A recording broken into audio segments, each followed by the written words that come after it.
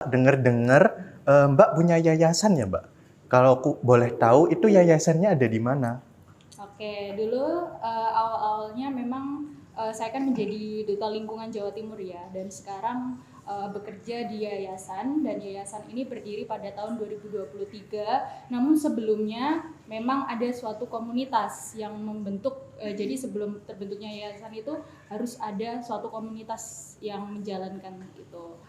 Yang kita ketahui ya, karena ini adalah permasalahan lingkungan yang sangat besar, yaitu climate change, yang mana karbon yang ada di bumi kita ini semakin meningkat gitu. Nah, itu bisa diatasi dengan mangrove, kemudian dengan terumbu karang, karena mangrove sendiri mempunyai potensi 5 kali penyerapan karbon gitu. Nah, untuk terumbu karang ini kalau terkait polusi sampah ya, yang kita ketahui kan bahwasanya polusi sampah plastik ini sangat banyak sekarang.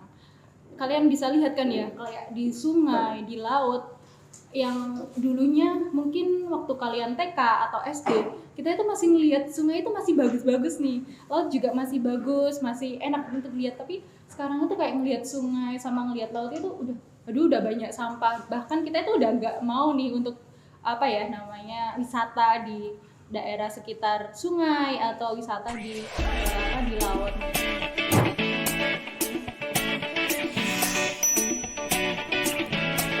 Oke, guys. Di sini kita ada kedatangan tamu yang menarik nih hari ini. Kira-kira siapa tuh? Wah, siapa nih? Wah, Wah, siapa nih? Ya, mungkin langsung saja ya kita. Halo Mbak Zia. Ya. gimana kabarnya, Mbak? Alhamdulillah baik dan luar biasa. Hari ini masih tetap semangat di menjelang sore hari ini sih. Iya benar sekali Mbak. Sangat sibuk sekali ya kita hari ini. Mengulang-ulang sesuatu kegiatannya terus. Oke. Mungkin Mbak bisa perkenalkan terlebih dahulu nih Mbak. Oke, halo, saya Zia Datu Rizkia, biasa dipanggil Zia. Saya dulu menjadi putri atau duta lingkungan Jawa Timur di tahun 2022. Dan sekarang berkesempatan untuk melanjutkan studi di biologi ITS. Wah, keren banget Mbak Zia sebagai Putri Jawa Timur. Dari pengalaman Mbak, dengar-dengar Mbak punya yayasan ya, Mbak? Kalau aku boleh tahu itu yayasannya ada di mana? Oke, dulu awal-awalnya memang saya kan menjadi Duta Lingkungan Jawa Timur ya, dan sekarang bekerja di yayasan, dan yayasan ini berdiri pada tahun 2023. Namun sebelumnya memang ada suatu komunitas yang membentuk, jadi sebelum terbentuknya yayasan itu harus ada suatu komunitas yang menjalankan itu. Nah, yayasannya ini adalah di lingkup lingkungan, jadi yayasan organisasi lingkungan. Untuk aktivitasnya ya tidak jauh dan kurang lebihnya masih ada hubungannya terkait lingkungan dan permasalahan-permasalahan lingkungan gitu. Oh, oke Mbak. Kalau boleh tahu nih Mbak, di yayasannya itu Mbak bertugas atau memegang apa gitu Mbak di yayasannya? Kalau di yayasan saya menjadi direkturnya, jadi menjadi direktur di yayasan sekaligus manajemen proyeknya. Gitu. Jadi Mbak untuk dari kegiatan yayasannya tersebut apa aja nih Mbak yang sudah dilakuin? Oke, dari bidangnya ada 3 bidang. Yang pertama ada edukasi, kemudian riset, dan juga aksi. Nah, kalau di edukasi ini kita biasanya berkontribusi dalam dunia pendidikan ya. Ada yang namanya sekolah ekologi. Jadi kita mengajarkan anak-anak mulai dari SD, SMP, dan SMA itu terkait permasalahan-permasalahan lingkungan seperti climate change, kemudian bagaimana sih langkah-langkah sederhana untuk anak-anak ini sudah mulai mengenal bagaimana climate change ini terjadi, kemudian cara mengatasinya seperti itu. Nah, untuk di universitas, kalau universitas ini edukasinya adalah terkait pengolahan sumber daya alamnya. Ada terkait mangrove, kemudian terumbu karang, dan juga kita menerima mahasiswa magang. Biasanya ada sekitar 8 anak sampai 7 anak untuk mahasiswa magang di yayasan kami seperti itu. Nah, untuk yang tadi kan ada edukasi, kemudian ada riset, dan juga ada terkait aksi ya.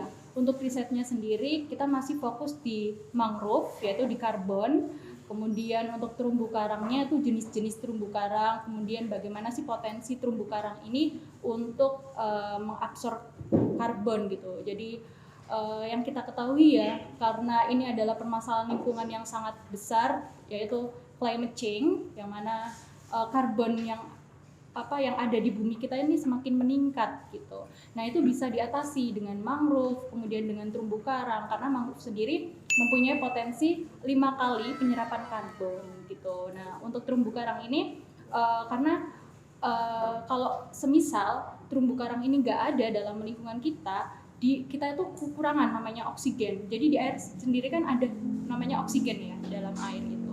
Nah semisal kalau di air itu nggak ada oksigen, ya yang ada adalah terjadi banyak pencemaran gitu.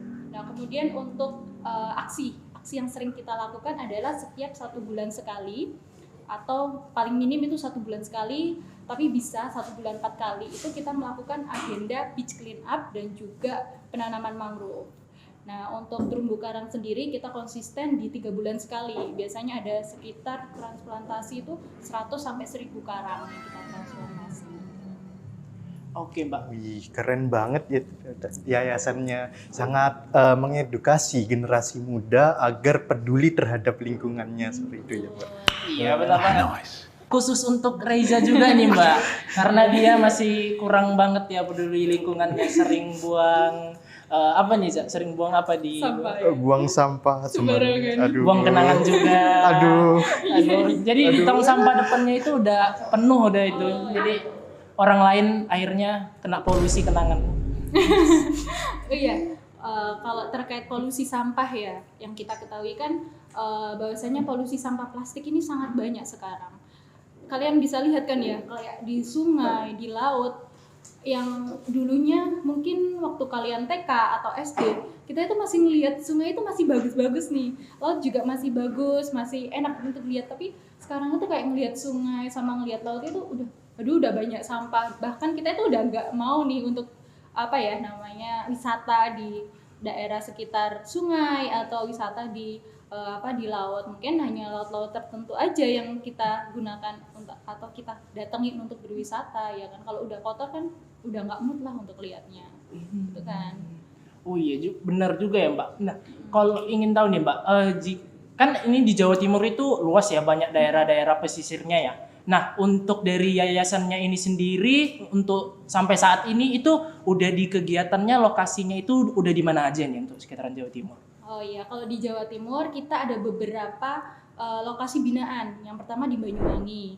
Nah di Banyuwangi ini ada daerah Granwatu Dodol. Kalau kalian tahu Bangsering, daerah kecamatan Bangsering itu, nah kita itu ada coral reef gitu, sama ada house coral. Jadi ada rumah terumbu karang. Jadi kalau anak-anak yang mau datang untuk edukasi di sana, gimana sih bentuknya terumbu karang? Itu ada rumahnya sendiri.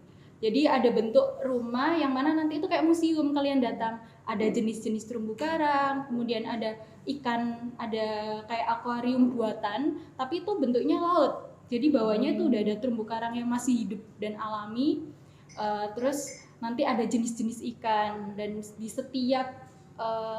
setiap akuariumnya itu ada nama kayak penjelasannya itu, dan itu bisa di-scan. Jadi kita bisa nih sambil belajar buka HP-nya gitu. Itu yang di Banyuwangi. Kemudian ada juga yang di Bawean. Jadi kita punya desa binaan di Bawean, itu di Gilinoko. Jadi kita fokus di konservasi terumbu karang juga yang di Gilinoko. Kan bagus kan ya di Gilinoko itu pasirnya masih alami. Cuman karena mereka itu masih melakukan pengeboman dalam pengambilan ikan, jadi ya ikan mati, terumbu karang juga ikut mati. Nah kita itu pengen mengedukasi masyarakatnya kalau semisal terumbu karang ini adalah rumahnya ikan, jadi jangan sampai terumbu karang ini hancur gara-gara kalian mencari ikan saja gitu. Kemudian ada yang di Trenggalek juga. Kalau yang di Trenggalek ini juga terkait terumbu karang, tapi kita juga ada yang namanya bank sampah di sana. Tadi kan ada dari Bawean, kemudian Banyuwangi, kemudian ada di Trenggalek, kemudian satunya di Wonorejo. Jadi kita punya lahan sekitar 2 hektar itu khusus penanaman mangrove. Jadi kita konsisten di situ penanaman mangrove dan pembudidayaan bibit mangrove, dan nantinya untuk penanaman ini ketika setiap bulan itu dimonitoring untuk cek pertumbuhannya, apakah ada kematian atau enggak, kemudian apakah banyak sampahnya atau enggak. Jadi bisa memastikan bahwasanya mangrove ini yang kita tanam ini bisa tumbuh dan bisa berfungsi pada umumnya, yaitu sebagai penyerap karbon. Gitu. Mbak kan sekarang bekerja sebagai duta lingkungan ya, Mbak. Selain dari itu, saya dengar Mbak sekarang berkuliah di S2 Biologi ITS. Kenapa Mbak memilih di Biologi ITS? Kan yang saya dengar dari S1 Mbak sendiri bukan dari ITS sendiri. Seperti itu. Iya. Untuk sedikit klarifikasi ya, saya tidak bekerja di Duta Lingkungan, tapi dulu pernah menjadi Duta Lingkungan Jawa Timur di tahun 2022, kemudian bekerja di yayasan yang saya dirikan itu, dan sekarang memang sedang melakukan studi S2 di Biologi ITS, karena yang terkenal dari Biologi ITS ini adalah bidang lingkungannya ya, kemudian biologi lautnya gitu. Jadi saya tertarik, wah ini kalau melanjutkan dari yayasan juga terkait lingkungan, kemudian kalau studi tentang lingkungan juga lebih istilahnya mempercayakan bahwasanya ternyata memang sama-sama linier di bidang studi dan juga pekerjaan, seperti itu. Oke Mbak, kan sekarang lagi melanjutkan studi S2 nih di Biologi ITS. Nah, kira-kira untuk topik penelitian di S2-nya Mbak ini, apakah ada berkaitan lagi dengan lingkungan atau gimana Mbak untuk mengenai penelitiannya Mbak? Nah, penelitian saya ini terkait enzim untuk degradasi plastik polyester yang nantinya diaplikasikan di lingkungan, tepatnya di perairan. Jadi yang kita ketahui ya, kalau tadi kan saya sempat nyinggung sampah ya, saya nyinggung sampah. Kalau sampah di sungai, kemudian di laut, itu kan sangat banyak sekali. Dan dari serpian sampah itu nantinya itu akan jadi mikroplastik. Nah, dari mikroplastik itu akan terdegradasi lagi menjadi nanoplastik. Nah, tapi sampai sekarang untuk mengatasi permasalahan sampah tersebut itu belum bisa teratasi.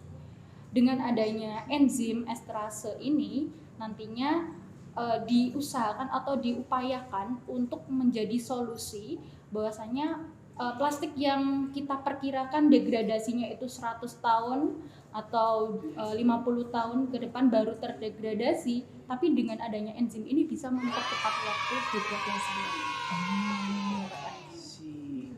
Oke, berarti masih berkecimpung tentang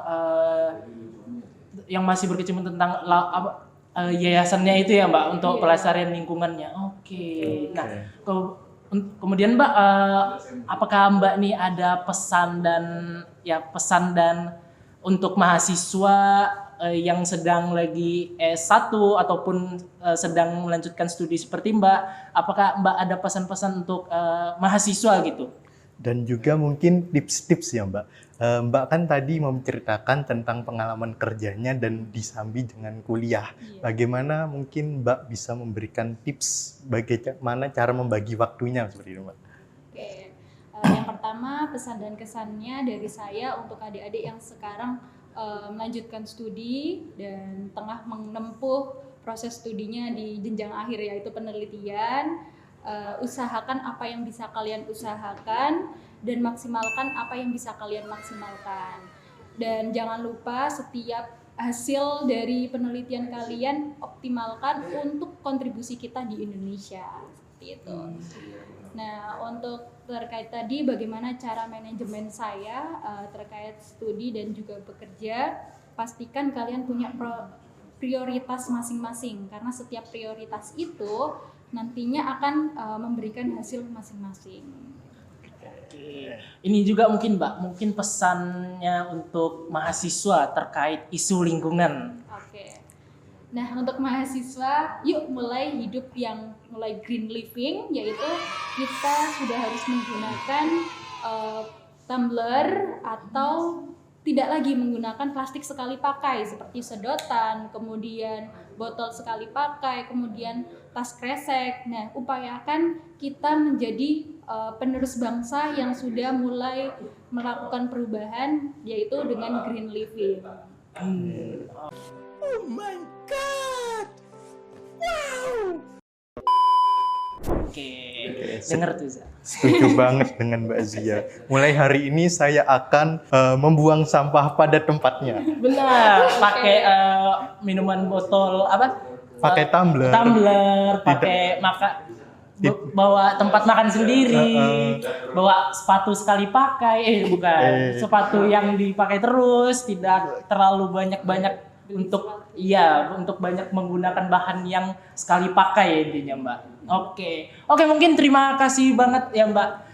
Terima kasih banyak untuk sore ini sudah mau berdiskusi dengan kami. Saya Miko dan Raiza, dan mohon maaf juga mungkin jika ada salah kata ya Mbak dan untuk penonton. Oke, jangan lupa untuk follow media sosial Lab Into Go dan share video ini ke WA keluarga kalian.